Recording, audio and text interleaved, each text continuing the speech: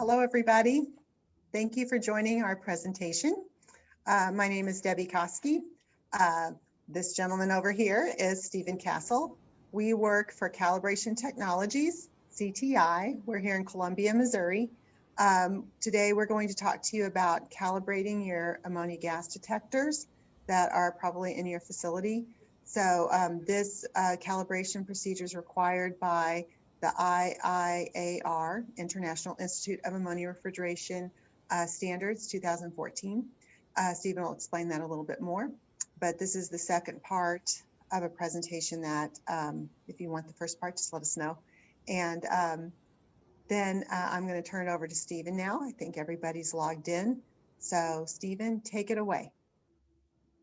Thank you, Debbie. I appreciate it. So, like you mentioned, today we're going to boil down a few things from the IIAR codes and standards. It's quite the page turner, meaning that you're going to have to go back and forth and follow the numbers and follow the codes and figure out exactly what they're asking you to do in each situation.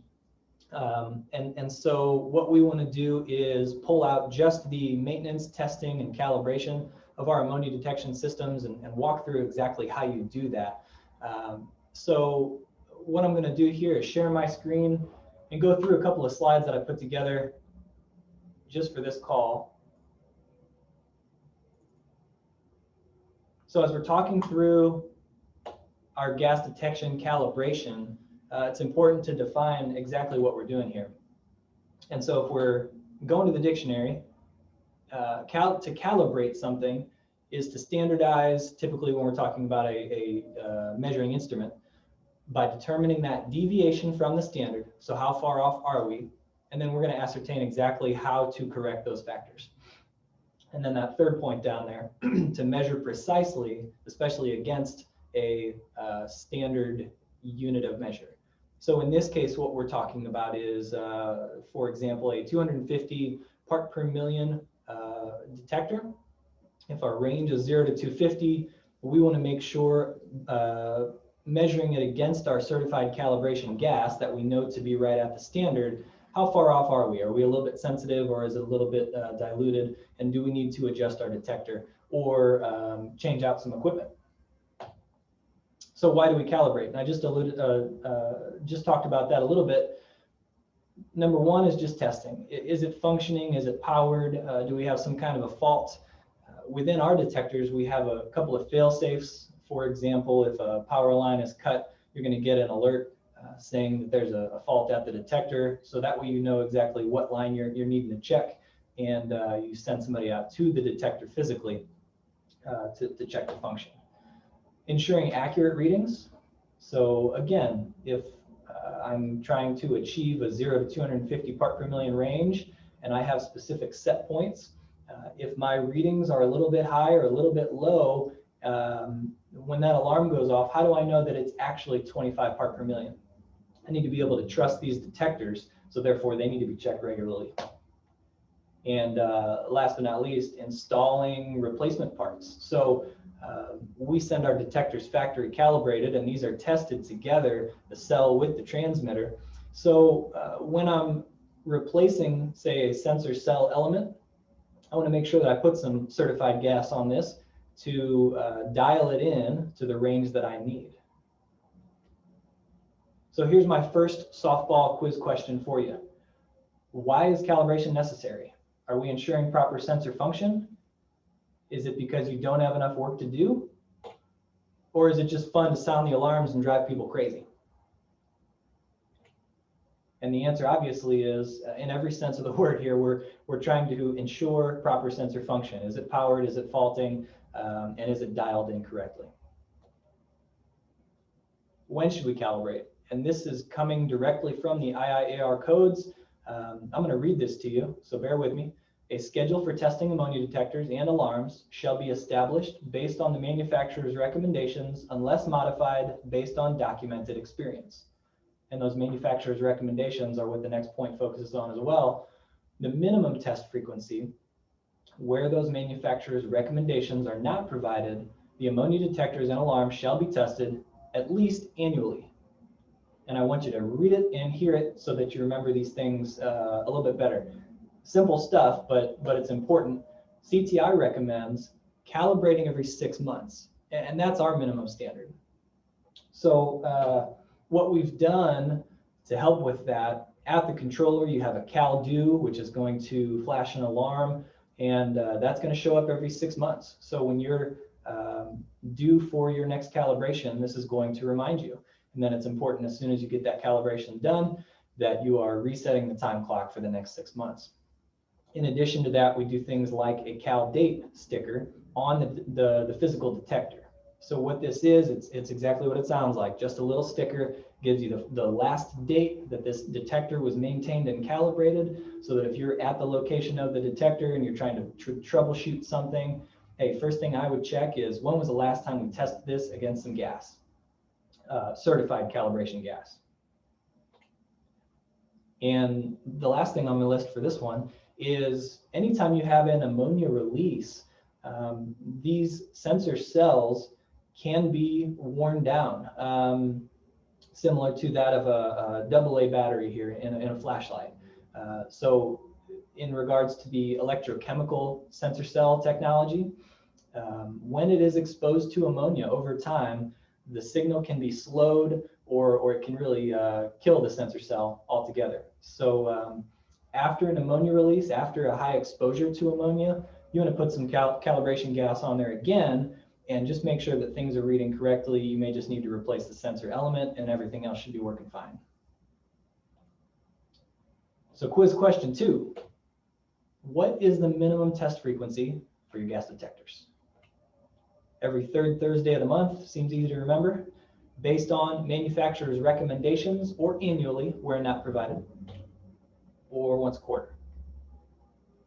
And obviously, just like we talked about, those manufacturer's recommendations are what you're going to follow. When you don't have those, we are at least, at the very minimum, going to do it once a year. So what I want to walk through here is an actual physical calibration. Just a second, I'm going to set my camera up a little bit differently here, and we're going to walk through what it looks like to calibrate. But I wanted to show you a clearer picture, just in case my video doesn't pick up those small words within the detector. So you see the span and 0 pots there next to those blue squares. Those are going to be my my adjustments, and how I'm going to adjust the frequency of the transmitter. I've got my red and black multimeter connections. Then you see fault status and power lights. Those are going to give me some indications along the way, and if there's anything going wrong with the detector.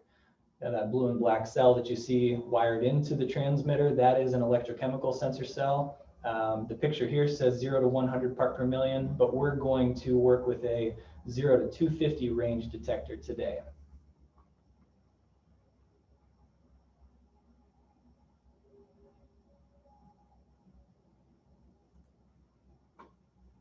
So bear with me here while I change some things up.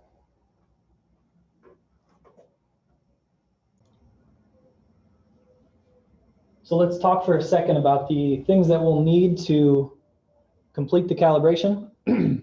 Like I said, this is our GGNH3 250, 0 to 250 range detector. Here's the electrochemical sensor cell that we talked about. My power light is good. I don't have any fault or status lights on, so I'm going to go ahead and proceed as if everything's normal. I have a multimeter, and what I'm going to do is set this to millivolts DC. And the reason I'm going to do that, this transmitter sends a 4 to 20 milliamp signal. And I'm going to set my multimeter to millivolts so that that turns into 40 to 200 range. 40 is my indication that there is 0 gas. That's a normal level. Once it hits the 200 millivolt range, that's full scale. So in this case, that means that there's 250 part per million ammonia in the atmosphere here. And as we're watching the multimeter, you can simultaneously see the controller here is reading ppm, and it's going to show you it should jump to 250 at our full scale. So the second thing I have is our certified calibration gas, just like we talked about. It has the concentration, the lot number for traceability, and then a few other factors. And I know for a fact that this is plus or minus 2% of 250 parts per million. I'm going to plug this calibration cup to my electrochemical sensor cell. The other side of the hose is connected to my gas.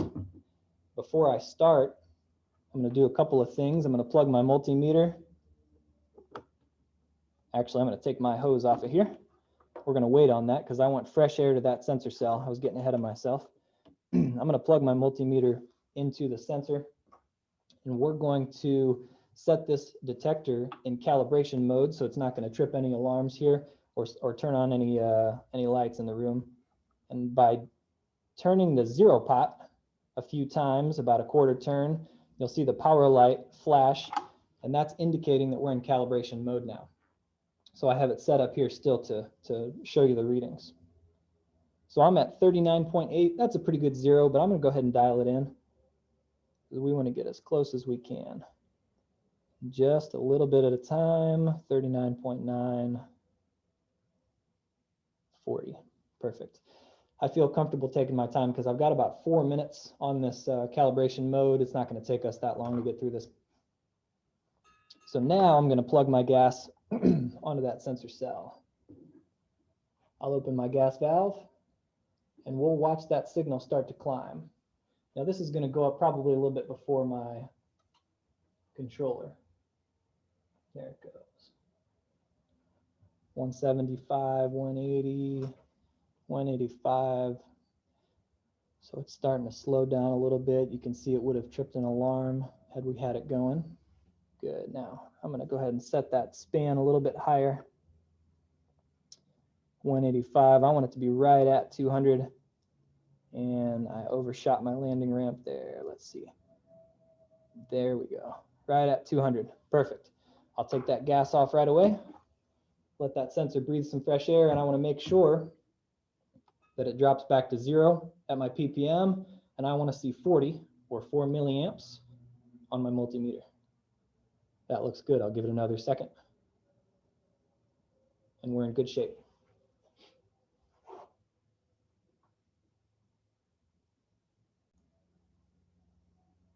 So the calibration is rather quick. It's not going to take much time at all to crank through a few of them. I'm going to go ahead and share my screen again.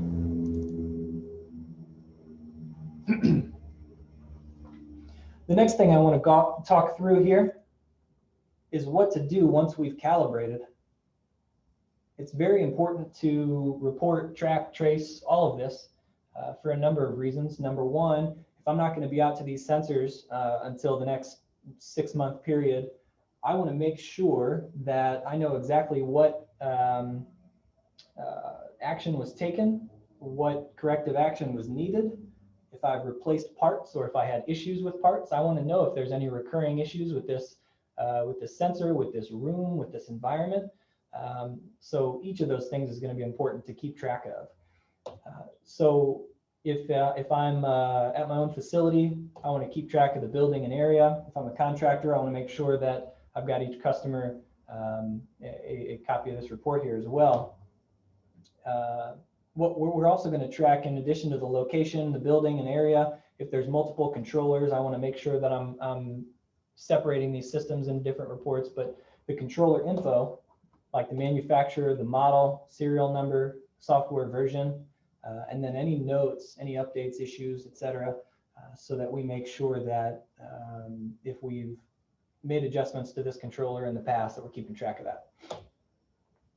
Another thing I'm going to write down on my report prior to the inspection, prior to the maintenance, is my relay output functions. I want to know what each relay is going to do. So what I mean by this is my sensor is going to send a signal to the controller. What's the controller going to do once it receives that elevated gas detection signal? Within the IIAR codes, we discussed turning on an alarm at 25 ppm, turning on ventilation fans at 150, and then shutting down engine rooms at, say, 2% or 20,000 part per million. At each sensor, there's a handful of things that we want to keep track of. The channel number or name of the detector, its physical location, blast freezer, engine room, loading bay, the sensor model and type, the serial number, serial cell number, since this is a a component part of the entire detector, and then any replacement parts. So if I'm plugging a new serial cell, a cell inside the detector, I want to make sure that I track that. So my zero pot that we discussed, 4 milliamps or 40 millivolts, like we saw just a second ago, I want to know how I found it. So in this case, it was about 38.9, which is fine, a little low. And then as we left it, I left it right at 4 milliamps or 40 millivolts. My span pot needed some big adjustment.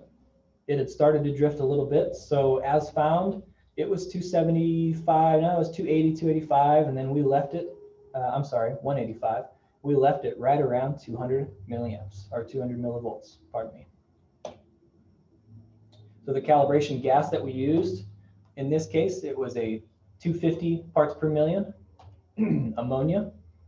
I have the trace number here. So the lot number that I pointed out earlier, this one was 0-101-103, and that allows me to trace this gas with a NIST traceable standard. So NIST, or NIST, is National Institute of Standards and Technology, and this is the widely accepted certification. So if you're looking for a certification of analysis, it'll have all this information. You can track it back to the materials, the source, the vendor, and know exactly where this gas was produced.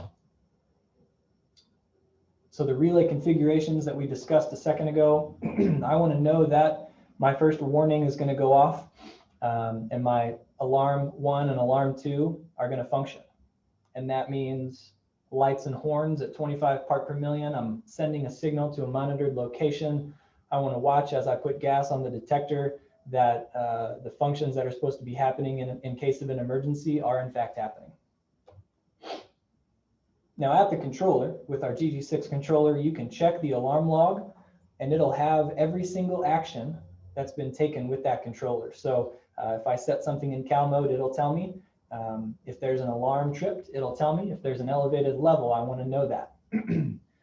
One thing that you can consider doing when you're calibrating is do that outside of calibration mode. So like I kind of blocked the signal, for lack of a better term, to my alarms, let them rip, and you want to see those alarms go off. And a perfect example of that happened last week. There was a facility that was testing their detectors. All of the alarms, ventilation were working well, but the engine room shut off with their high range detector, which was 0 to 2%. It did not shut down the engine room correctly. So in the event of a pretty increased level or a pretty severe gas leak, that could equal lost product, that could equal danger to personnel, and we're talking serious life and health risks. And then in addition to that, if ventilation is not working correctly, we could have elevated levels to a flammable limit, and that's hard to achieve, but it does happen. And then last but not least, you don't want to be on the nightly news because your facility started to smell like ammonia. Neighborhoods have been evacuated for things like that before, and you do not want to be the neighbor that's gassing everybody out in the middle of the night. So some notes that you want to put down in these reports. Did we have any faults? Did the alarms work as intended? Did we replace any parts? Any corrections made? And then our scheduled follow-up maintenance. When is that due? What correction do we have to take? And then who's in charge of that? So our final quiz question of the day, true or false? It is important to keep a record of any corrective action taken when calibrating your detection system. Give you a second to think about that. That is absolutely true.